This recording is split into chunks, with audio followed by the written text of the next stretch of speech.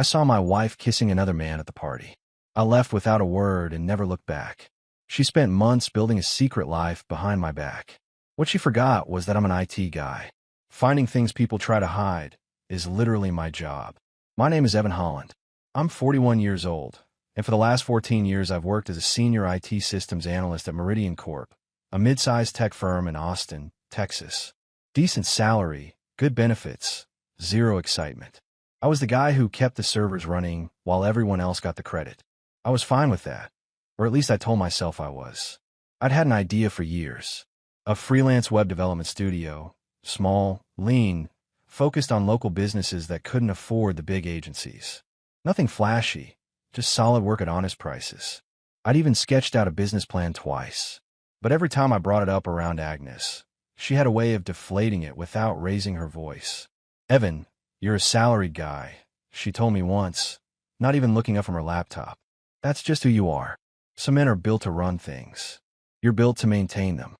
I remember staring at the back of her head after she said that, feeling something tighten in my chest. I didn't argue. I closed my notebook and put the idea away again. Agnes was a marketing manager at a downtown agency called Crestline Media. Sharp, well-dressed, always the most put-together person in any room. When we met 15 years ago at a mutual friend's cookout, I thought she was the most confident woman I'd ever seen. I fell hard and fast. We married 2 years later, bought a house in the Brentwood neighborhood, and when our daughter Lily came along 6 years ago, I thought that was it. This was the life. For a while, it was good. We had routines, inside jokes, Sunday morning pancakes with Lily singing made-up songs in the kitchen. But somewhere around year 10, the warmth started pulling back like a tide going out. Agnes got a promotion, started traveling more for work, came home later. I told myself it was just a season. Every marriage has them. I kept my head down. I worked my shifts, came home, helped with Lily's bath and bedtime, and stayed up late doing the kind of quiet thinking a man does when he's not sure what he's feeling. Curtis, my younger brother, 37 and blunt as a railroad spike, had been telling me for months that something was off. "She talks to you like you're a contractor she hired," he said one evening over beers at his place. "Not a husband. She's under a lot of pressure at work," I replied, turning the bottle in my hands. Curtis just looked at me. He didn't push it, but he didn't have to.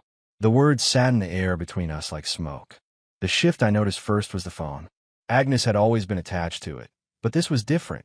She'd angle the screen away, leave the room to take calls, come back with her expression smoothed out a little too carefully. I didn't snoop. I'm not wired that way. But I'm an IT guy. I notice patterns. Then there were the late nights. 3, sometimes 4 times a week, Agnes would text me around 7. "Working late again. Don't wait up," and roll in after 10 smelling like restaurant food and something expensive I didn't recognize. She'd give Lily a quick kiss on the forehead if she was still awake, pour herself a glass of wine, and disappear into the bedroom. I started sleeping lighter. 2 weeks before the party, I came home early from work with a migraine. Agnes's car was in the driveway, which was unusual for a Tuesday afternoon. I unlocked the door quietly, not trying to surprise her, just tired and moving slow. She was in the kitchen, phone pressed to her ear, laughing, a low, easy laugh I hadn't heard her use with me in a long time. She saw me, and the laugh stopped mid-breath. "I'll call you back," she said into the phone, then set it face down on the counter and smiled at me like nothing had happened. "You're home early." "Migraine," I said. "Go lie down. I'll bring you some water." She was pleasant, attentive even, and that, more than anything else, put me on edge. Because Agnes wasn't attentive without a reason, I lay in the dark bedroom with a cold cloth on my forehead, staring at the ceiling, running through the calendar in my head. 14 years. A mortgage. Lily's gap-toothed smile, and her habit of sleeping with one arm hanging off the bed. I wasn't going to blow up my life over a feeling, but I wasn't going to ignore it either. The invitation came from a guy named Derek Paulson, one of Agnes's colleagues at Crestline Media. A housewarming party at his place in the Terrytown neighborhood. The kind of event Agnes called important for networking, and I called 2 hours of standing around holding a drink I don't want. She'd been pushing me to come for 2 weeks straight, which itself was unusual. Agnes rarely pushed me toward anything anymore. That should have told me something. We drove over on a Saturday evening in late October. The air had that first edge of fall in it, leaves skittering across the road in the headlights. Lily was at Curtis's place for the night. My brother had taken her for the weekend, something about a promise involving pizza, and a movie she'd been begging to see. I was grateful for that later. Very grateful. The house was loud when we arrived, packed with people I mostly didn't know. Music too upbeat for the room, wine flowing freely, clusters of polished professionals laughing at things that probably weren't that funny.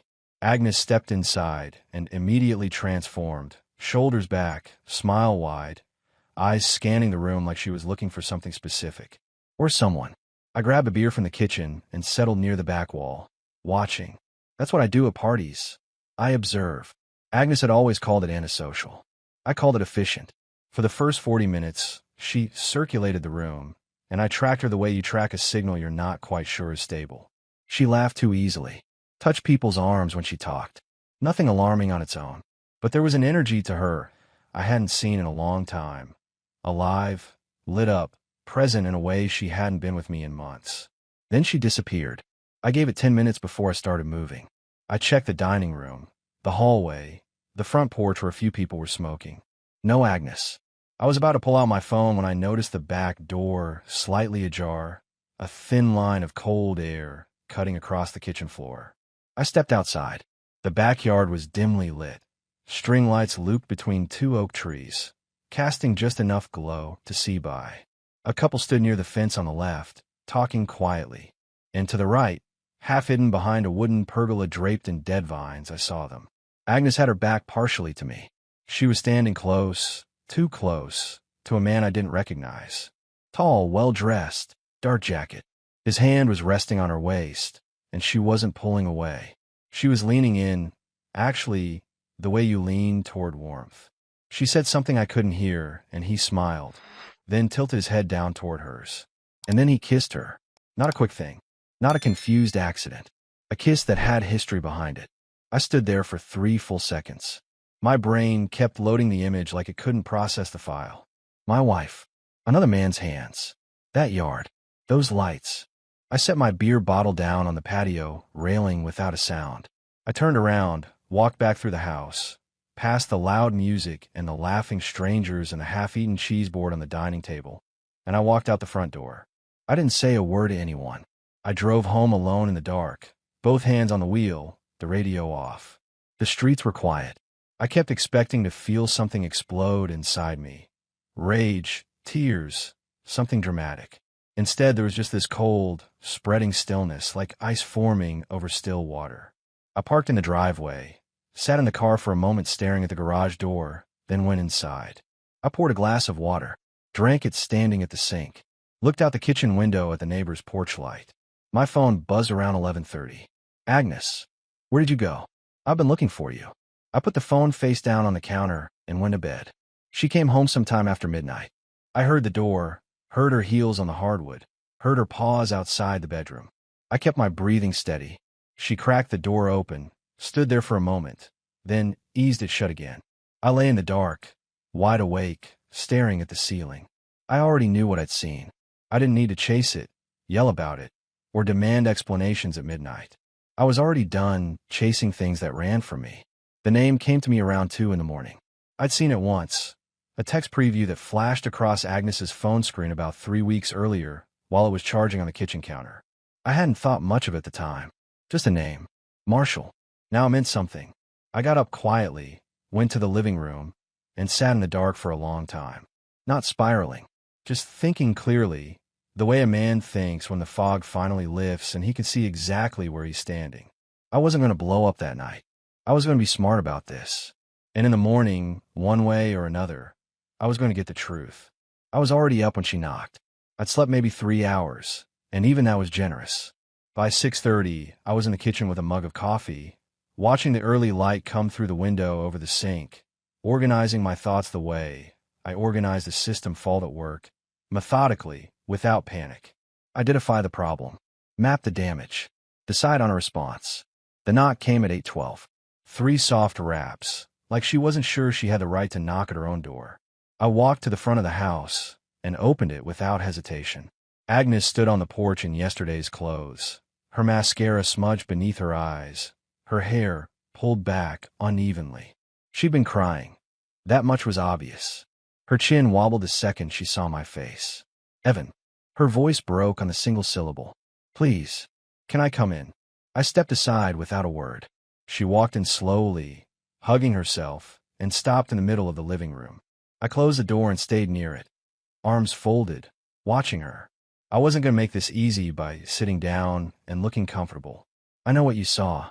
Agnes started, her voice unsteady. And I know there's nothing I can say right now that. His name, I said flatly. She blinked. What? The man you were kissing. His name. A long pause. Her jaw tightened, then released. Marshall. Marshall Harwick. He works in brand strategy. He's a client of ours. I nodded slowly, filing it away. How long? Evan. How long, Agnes? She pressed her lips together. For months. For months. Lily had just turned 6 4 months ago. We'd had a birthday party in the backyard with a pink cake and a piñata. Agnes had stood next to me with her arm around my waist for the photos. For months. I never meant for it to get this far, she said, tears spilling now. I want you to know that.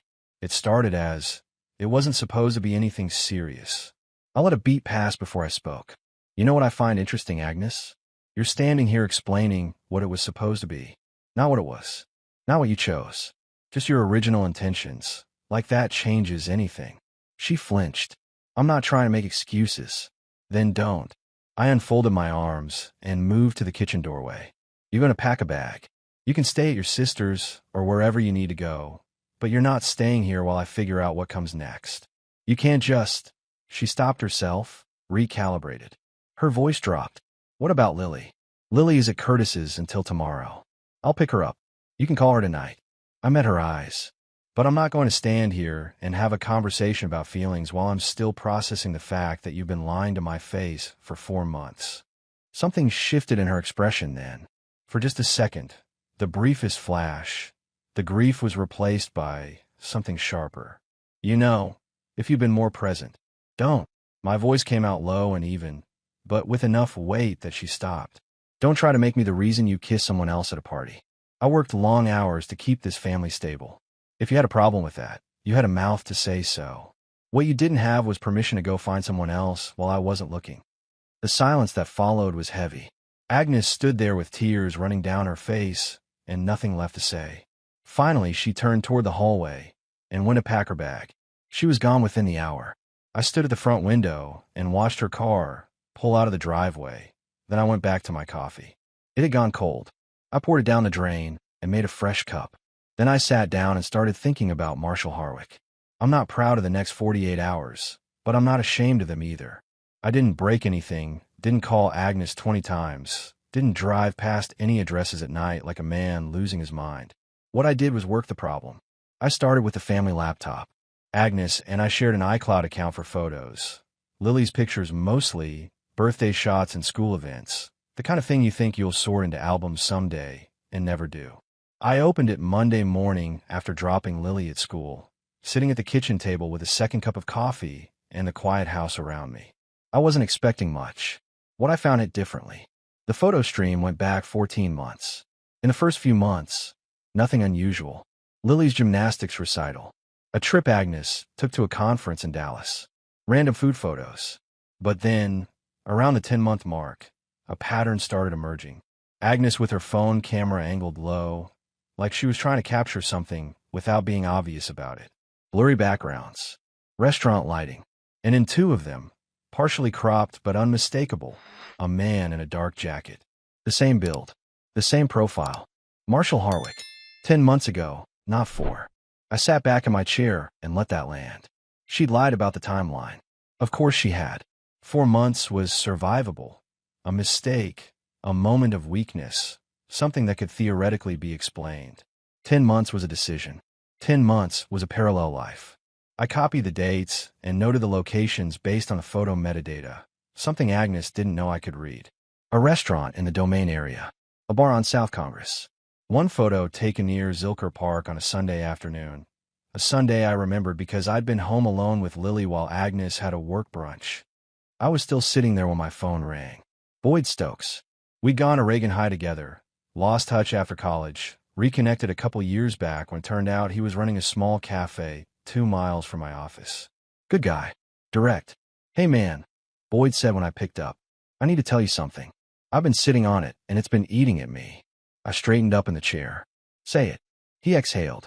Your wife has been coming into the cafe. Pretty regularly. Over the past few months. Always with the same guy. Tall, dark jacket. Looked like he had money. I didn't think anything of it at first. Figured it was work. But the last couple times, it wasn't how work people sit together, Evan. A pause. I should have called sooner. I'm sorry. How many times? I asked quietly. At least 6 that I saw personally. Could be more on days I wasn't in. 6 times. At Boyd's Cafe, 2 miles from my office, while I was at my desk running server diagnostics, and thinking my wife was at client meetings. Boyd, I kept my voice steady. I need you to do something for me. If you have any kind of security footage from the past few months, can you check? Already pulled it, he replied. I had a feeling you might ask. I've got clear footage of 4 visits. I'll send you what I can legally share. I thanked him and hung up.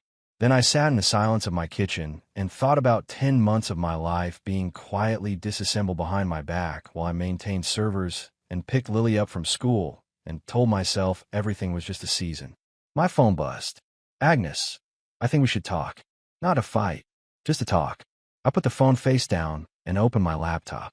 I had an attorney referral from a colleague whose divorce had gone clean and fast 2 years ago.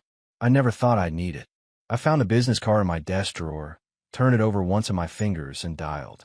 It rang twice before a calm, professional voice answered. Hendricks Family Law, how can I help you?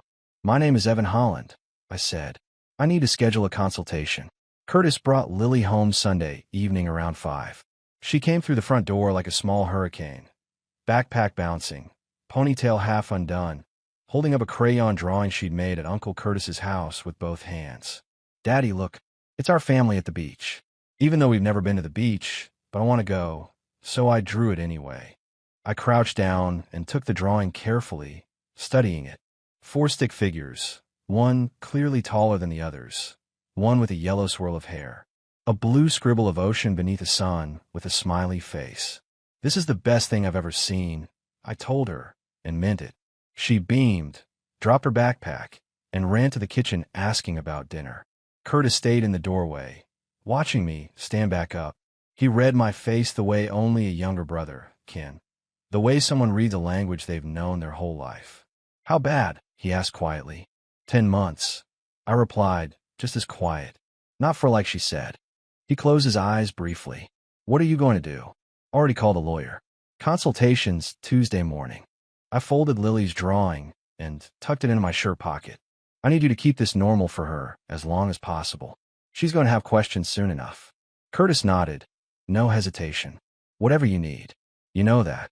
After he left, I made Lily's favorite, pasta with butter and Parmesan, the kind she called the yellow kind, and we sat at the kitchen table together while she talked about everything and nothing. Uncle Curtis had let her stay up late. They'd watched a movie about a dog. The dog didn't die, which she considered a personal triumph. I listened and smiled and asked all the right questions. And then, about halfway through dinner, she looked up from her bowl with that particular directness 6-year-olds have. No filter, no preamble, just straight to the thing. Daddy, where's Mommy? I set my fork down slowly. Mommy's staying at Aunt Donna's for a little while. Just for a few days. Lily considered this, twirling pasta around her fork. How come? Grown-up stuff, I said. Nothing you need to worry about. She was quiet for a moment. Then, is it because of the man? Everything in me went still. I kept my voice even. What man bug? The man Mommy was talking to at the park. She said it simply, factually, the way children report things that seem obvious to them. The tall one with the dark coat. She said he was her work friend. We got ice cream after, but she said not to tell you because it was a surprise. She frowned slightly. But it wasn't a surprise. We never told you. I sat across from my daughter and felt something solidify inside me. Not anger exactly, but a kind of cold certainty, the final piece of a puzzle snapping into place with a quiet, definitive click. Agnes had brought Marshall Harwick within 20 feet of our child. Had used Lily as cover, a park trip, an innocent outing, while she played house with another man. And then she'd asked a 6-year-old to keep secrets from her father. You didn't do anything wrong, I said carefully. You're not in trouble. I'm glad you told me. Lily looked relieved. Okay. Can I have more of the yellow kind? As much as you want, I replied, and reached for the serving spoon with a steady hand. After Lily was in bed, I sat at the kitchen table for a long time. I wasn't spiraling, I was cataloging. Every lie, every calculated move, every time Agnes had looked me in the eye with that smooth, practiced expression while running a separate life in the background. And now this, using our daughter as a prop, asking Lily to carry a secret she didn't understand. I pulled out my phone and typed a message to my attorney. New information relevant to the case. Can we add time to Tuesday's consultation? The reply came back within minutes. Of course. I'll block an extra hour. I put the phone down and looked at Lily's drawing, still folded in my shirt pocket. For figures at the beach. A smiling sun. I was going to get us to the actual beach someday. Just the two of us, if it came to that. And it was starting to look like it would. I took Lily out of school Thursday and Friday. It wasn't a decision I agonized over. I called the school Wednesday afternoon, told them it was a family matter, and booked 2 nights at a small inn outside Fredericksburg, a quiet hill country town about an hour and a half west of Austin. I'd driven through it once years ago and always meant to go back. Lily had never seen a working vineyard or a field of wildflowers, and I figured that was something worth fixing. We left early Thursday morning, Lily asleep in the back seat with her stuffed rabbit tucked under her chin, the highway opening up ahead of us in the gray pre-dawn light. I drove with the window cracked and the radio low, letting the city fall away behind us. By the time the sun came up properly, we were already past the suburbs and into the open country, the sky huge and pale above the cedar-covered hills. Lily woke up somewhere around Dripping Springs, sat up, looked out the window at the passing landscape, and said, "Are those real cows?" "Very real cows," I confirmed. "Do they know we're looking at them?" "Probably not." She seemed satisfied with that and started narrating everything she saw for the next 40 miles. The inn was small, 8 rooms, a front porch with rocking chairs, a cat named Hank who treated every guest as a minor inconvenience. Lily loved Hank immediately and spent the better part of Thursday afternoon following him around the property, while he displayed complete indifference to her existence. I sat on the porch with a cup of coffee, watching her, feeling something in my chest slowly unknot. We walked the main street of Fredericksburg that afternoon, browsed a German bakery where Lily picked out a cookie the size of her face, poked through an antique shop where she declared everything old and weird, sat by the creek in the late afternoon sun, throwing small stones into the water and watching the ripples spread. At dinner that evening, at a small Texas barbecue place with mismatched chairs and paper towels on the table, Lily ate half a plate of brisket and declared it almost as good as yours, Daddy. High praise from a 6-year-old. I took it. That night, after she fell asleep curled around her rabbit, I sat outside on the small balcony of our room and let the quiet settle around me. No city noise, no phones buzzing, just the dark hill country and the stars scattered overhead in numbers you never see in Austin. I thought about the consultation Tuesday had brought. My attorney, a methodical woman named Janet Reeves who had the calm energy of someone who'd heard every version of this story and wasn't rattled by any of them, had listened to everything. The timeline, the photos, Boyd's footage, what Lily had told me at dinner. She'd made notes without reacting, and when I finished she'd looked up and said, "You've done the hard work already. Now let me do mine." She was going to document the affair duration and the incident with Lily. She flagged the latter as potentially significant in any custody discussion. Not to weaponize it, she clarified, but because courts took seriously the question of judgment when children were involved. Agnes's decision to involve Lily in her deception was going to follow her.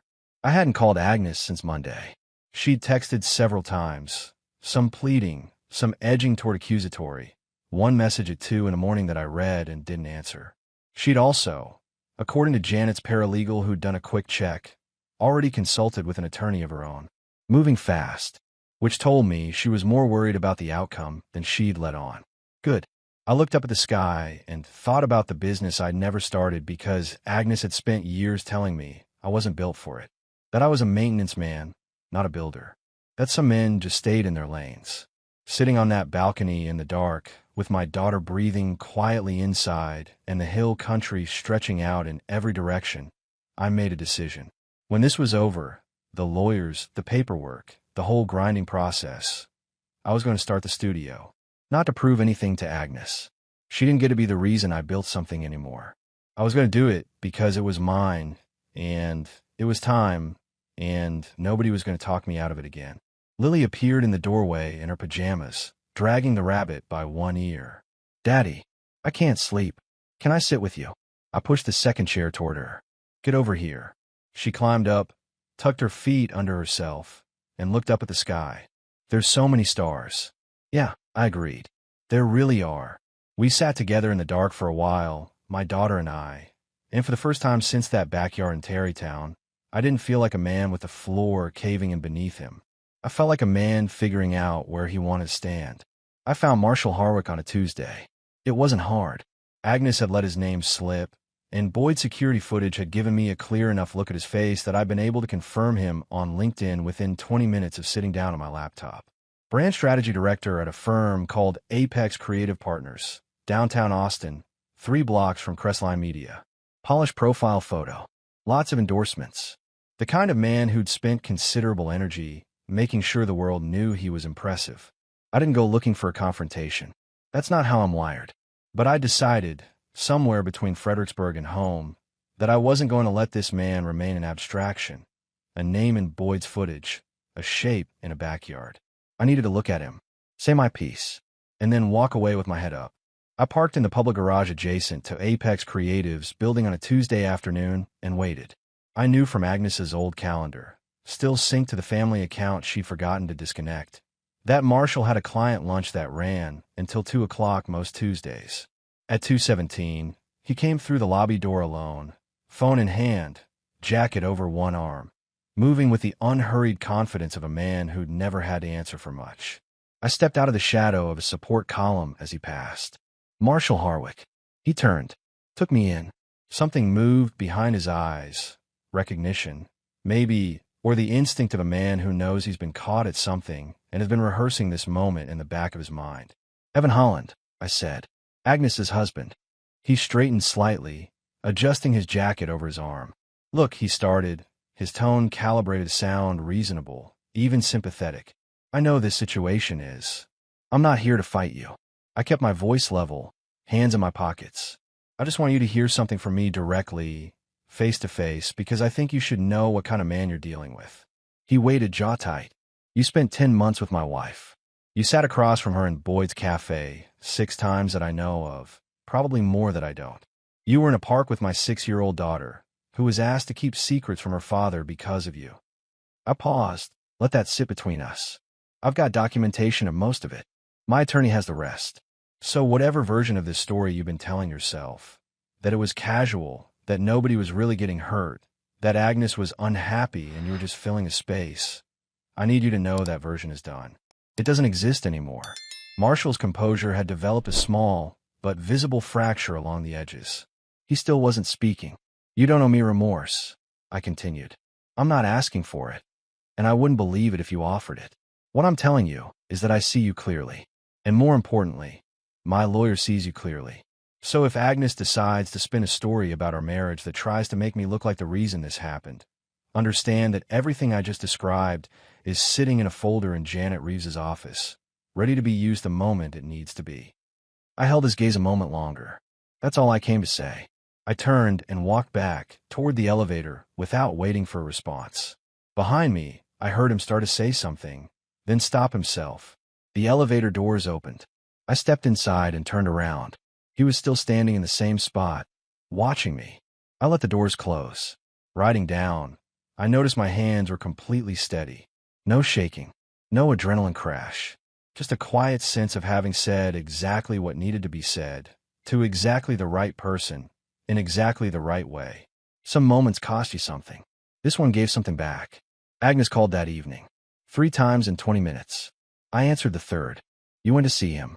Her voice was tight, controlled anger layered over what sounded like panic working hard to stay below the surface.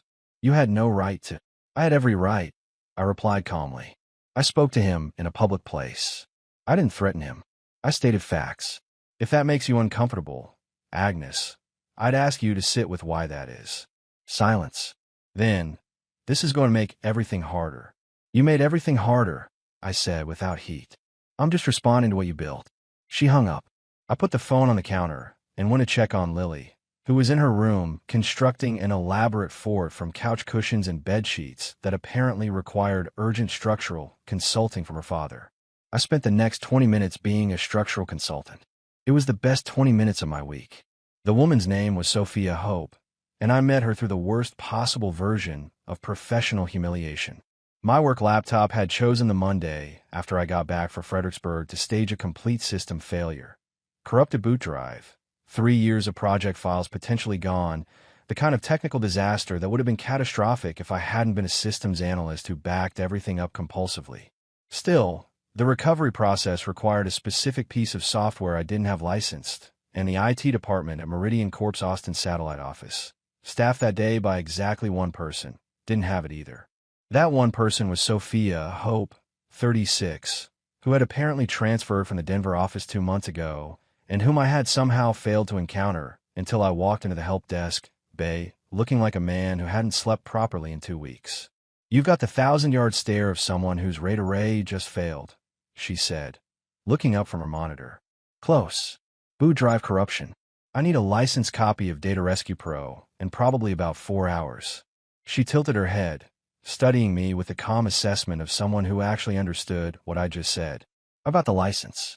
Pull up a chair." We worked through it together. She ran the recovery software while I mapped the partition structure from memory, and what should have been a 4-hour disaster wrapped up in under 2. She knew what she was doing. More than that, she worked the way I worked, quietly, efficiently, without unnecessary commentary or the particular brand of performative busyness that passed for competence in most corporate IT departments.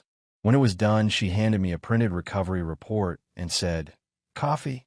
You look like you could use it, and honestly I've been here since 6, and I'm dying." We went to the small cafe on the ground floor. She ordered black coffee. I ordered the same. We sat across from each other at a corner table and talked for 40 minutes. She didn't ask about my personal life. I didn't volunteer it. We talked about work, the particular brand of invisible heroism that defined IT support, the way no one noticed the infrastructure until it broke, the specific frustration of being the person who prevented disasters that nobody ever heard about. She was funny in a dry, economical way, the kind of humor that arrived without fanfare and landed clean. At some point she said, "You're good at this. The diagnostics. The way you map that partition. That's not standard issue corporate IT. You've done independent work, or you've been planning to." "I've thought about it," I admitted. "Been thinking about starting a studio. Freelance web dev, small business focus. Local clients who can't afford the big agencies." She raised an eyebrow. "What's stopping you?" The honest answer was, someone spent years telling me I wasn't built for it. What I said was timing. "Working through some life stuff right now." Sophia nodded. No prying, no performance of concern. Just acceptance of the answer at face value. Timing usually sorts itself out when you stop waiting for permission to move. She finished her coffee and stood, gathering her things. For what it's worth, the way you approached that recovery today. Methodical, calm, no wasted motion. That's exactly how you run a business. You've already got the skill set. You're just missing the sign on the door. She said it the way she'd stated a technical observation. Not flattery. Not encouragement designed to make me feel better. Just assessment from someone who'd looked at the evidence and drawn a conclusion. I watched her walk back toward the elevator and thought about the last time someone had spoken to me about my own capabilities without an undercurrent of condescension threading through every word. I had to go back a long way to find it. Further than I wanted to admit. That evening I opened my laptop and started building the business plan I'd sketched twice and abandoned twice. This time I didn't close it. I worked until midnight, then past it, laying out the structure, service offerings, pricing tiers, target client profile, startup costs, a 6-month runway projection. The numbers were solid. The plan was solid. It had always been solid. It had just needed someone to stop pouring cold water on it long enough for me to see that clearly. Agnes texted at 11:15. "Can we please talk about Lily's schedule for next week?" I replied, "Have your attorney contact Janet Reeves. That's the process now." Then I went back to the business plan and kept working. The divorce was finalized on a gray Thursday morning in November, 4 months after the party in Tarrytown. Janet Reeves had done exactly what she promised. The documented timeline, 10 months, not 4, combined with Agnes's decision to involve Lily in her deception, had shaped the outcome in ways Agnes's attorney hadn't been able to fully counter. Agnes got every other weekend with Lily, supervised initially at her sister Donna's house, while the court assessed her judgment.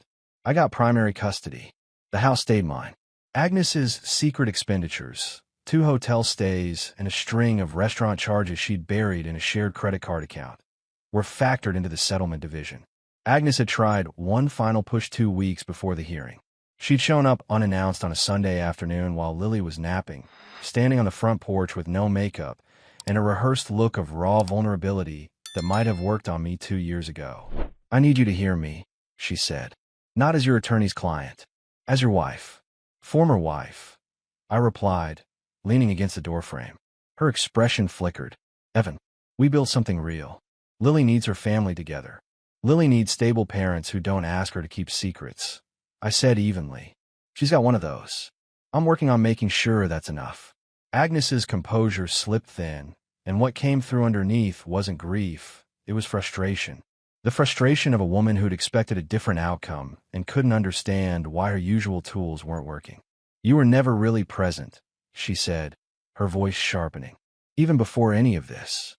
You were always halfway somewhere else." I looked at her for a long moment. I was present every morning I made Lily's breakfast. Every night I read her to sleep. Every weekend I was here while you were building something on the side. I pushed off the doorframe and straightened. "If that's not presence, Agnes, I don't know what word you're using." She left without another word. I closed the door, stood in the hallway for a moment, and then went to check on Lily. The Thursday the papers were signed, I drove straight from Janet's office to a small commercial space on South Lamar I'd been eyeing for 2 months. A former graphic design studio, ground floor, good natural light, monthly rent I could cover with 2 solid freelance clients. The landlord met me there at noon. I signed the lease before I'd eaten lunch. I called Curtis from the parking lot. "It's done," I told him. "Both of them."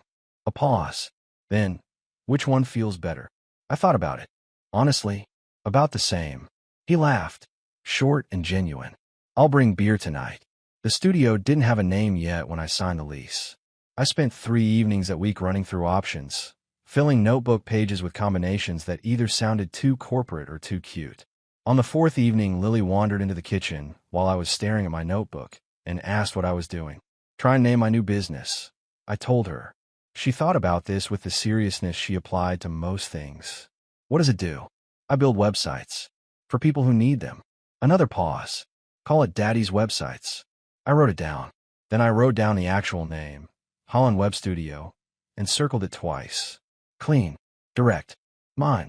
I had my first 2 clients within 3 weeks of opening, both referred through Boyd, who'd apparently been telling customers about my situation and my plans in that blunt, unsolicited way he had of advocating for people he liked.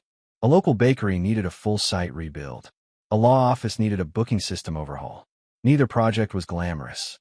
Both paid on time. Agnes, to her credit, showed up for her scheduled visits with Lily without drama.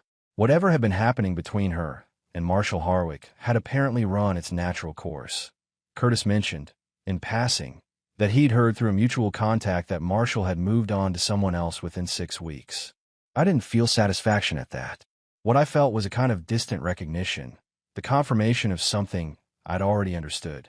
Lily, for her part, was adapting with the resilience of a child who'd been given honest, age-appropriate answers and a consistent, steady father at the center of her daily life. She asked questions sometimes, why Mommy and Daddy didn't live together, whether that would ever change, and I answered them as truthfully as I could without loading her with weight she didn't need to carry. One evening in early December, about 8 weeks after the divorce was finalized, I was working late at the studio when Sophia stopped by. She'd texted earlier to say she was in the neighborhood and did I want a coffee, and I'd said yes without overthinking it. She walked in, looked around the space, the 2 monitors, the whiteboard covered in site architecture diagrams, the framed photo of Lily on the corner of the desk, and said, "You actually did it. Told you I was going to." She handed me a coffee and sat in the client chair across the desk, looking at the whiteboard. "How's it going?" 2 clients, both happy, both paying. "It's a start." Sophia nodded. "Start to the whole thing. Everything else is just the start continuing." We talked for an hour. About work, about the industry, about a frustrating infrastructure project she was managing at Meridian that I had thoughts about and shared freely. It was easy in the way that good conversation is easy. No performance, no subtext, no one managing anyone else's expectations. When she left, I sat in the quiet studio for a while, looking at the whiteboard. Then I looked at Lily's photo. Then at the lease agreement framed on the wall, because I'd framed it on Curtis's suggestion, and I didn't entirely regret the decision. I had a lot still to build, but I was building it, and that, after everything, felt like exactly enough. 8 months after the divorce was finalized, on a warm Saturday in late spring, I took Lily to Zilker Park. It was one of those Austin mornings that makes you forget the summers. Light wind, blue sky, the kind of day that pulls half the city outside. Lily had her kite, a red and yellow dragon she'd gotten for her birthday, and had been lobbying to fly for 3 weeks straight. We found a good, open stretch of grass away from the main paths, and I spent 20 minutes running with her until the dragon caught the wind and climbed. She handed me the string once it was stable and stood beside me watching it, her head tilted back, squinting against the sun. I watched her watch it and felt something in my chest that I didn't have a word for. Not happiness exactly, more like rightness. Like being in the correct place at the correct time, doing the correct thing. Holland Web Studio had picked up 2 additional clients in the past month, both organic referrals. I'd also landed a small retainer deal with a local restaurant group that wanted ongoing maintenance on 3 sites. The revenue wasn't replacing my Meridian salary yet, but it was tracking in the right direction, and I'd calculated a realistic 18-month path to full independence. I was still at Meridian part-time, while the studio found its footing, a deliberate choice, not a fearful one. There was a difference, and I knew which one it was. Lily tugged the kite string, and the dragon dipped, then climbed again. She laughed. I heard footsteps in the grass behind me and turned halfway, expecting a jogger or a dog off its leash. It wasn't either. It was Marshall Harwick. He looked different from the parking garage, less composed, less polished around the edges. He was in weekend clothes, and something in his face had shifted since the last time I'd seen him. He stopped about 6 feet away, hands in his pockets, and looked at me with an expression that was trying to be casual and not quite getting there. "Evan." He nodded.